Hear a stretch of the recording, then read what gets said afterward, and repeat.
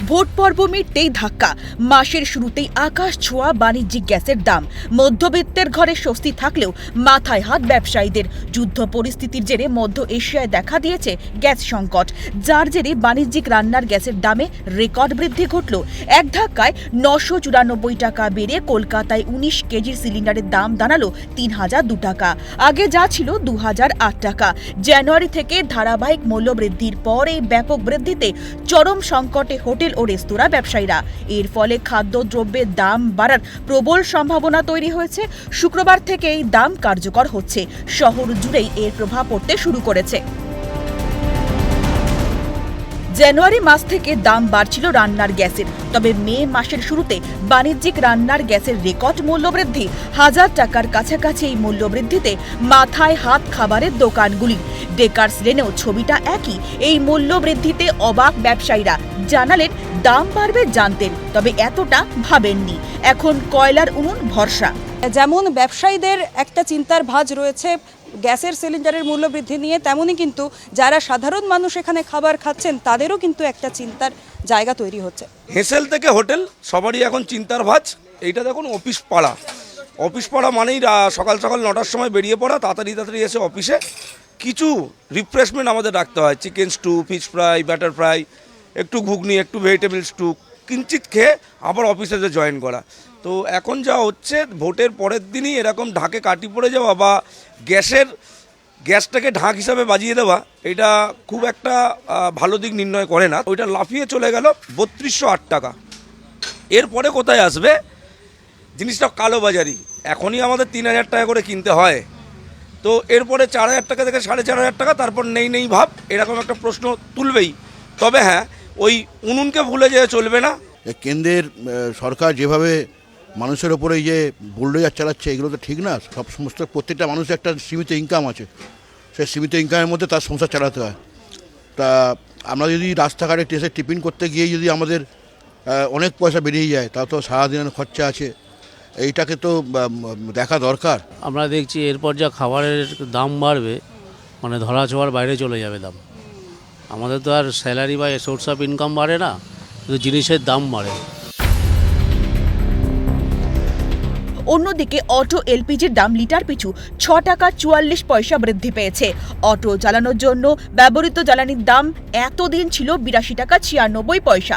শুক্রবার থেকে তা বৃদ্ধি পেয়ে হল 89 টাকা 40 পয়সা। ফলে কপালে চিন্তার ভাঁজ অটো চালকদের।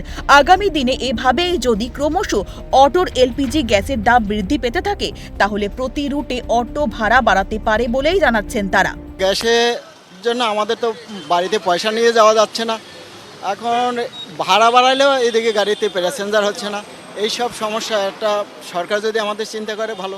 ভাড়া বাড়ানোর আশঙ্কা থাকলে তো বাস ফাঁকা রয়েছে, ভাড়া কী করে বাড়াবো? তেলের দাম বাড়লে বাড়ছে না, এদিকে গ্যাসের দাম বেড়ে যাচ্ছে। এই যে গ্যাসের দামটা যে বেড়েছে, এতে কি কোনো সমস্যা হচ্ছে? অবশ্যই সমস্যা হবে। কেন সমস্যা? ক্ষেত্রে ভাড়া না বাড়লে কি অটো চলবে আগামী দিন? অটো চলবে না, কি করা যাবে? চালাতে হবে। ভাড়া তো এখন বাড়াবেই, কারণ হচ্ছে এখন ভোট মিটে গেছে, এখন তো ভাড়া বাড়াবেই। ভোটের আগে যখন যে দামটা ছিল, আমরা এটাই সাধারণ জনগণ ভেবে পেয়েছিলাম যে ভোটটা মিটে গেলেই দাম বাড়বে, কিন্তু সেই আশঙ্কা কিন্তু আস্তে আস্তে জোরালো হচ্ছে। কিন্তু জানি না সরকার গঠন হওয়ার পর বা পরে কেন্দ্রীয় সরকার যদি কিছু কমায়, তখন হয়তো কিছুটা কমবে, কিন্তু এখন তো ভাড়া তো বাড়ার একটা আশঙ্কাই তো রয়েছে।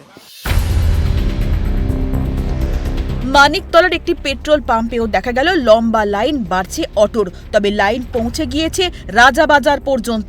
অনেকেই রাত 2টো 3টে থেকে, আবার অনেকেই সকাল 9টা থেকেও লাইনে এখনও দাঁড়িয়ে রয়েছেন অটোর এলপিজি গ্যাস ভরানোর জন্য। সারাদিন লাইনে দাঁড়িয়েই সময় চলে যাচ্ছে অটো চালকদের। ভাড়া হচ্ছে না, বাড়িতে ফিরতে হচ্ছে খালি হাতে, জানাচ্ছেন তারা।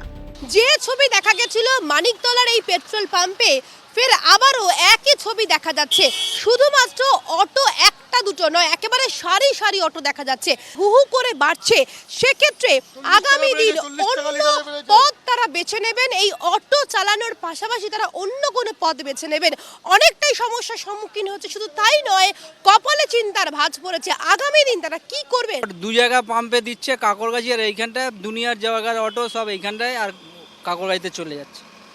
দাম ভাড়া কি বাড়ানোর একটা ভাড়া তো আর বাড়ালে আমাদের প্যাসেঞ্জারই পাচ্ছি না। ভাড়া বাড়িয়ে কী হবে, আমরা হাফবেলা করে গ্যাসের লাইন দিচ্ছি, হাফবেলা করে গাড়ি চালাই। মানে এতে কি সংসার চলবে? কী করে চলবে? খুব প্রবলেম হচ্ছে, আমাদের খুব সমস্যা হচ্ছে।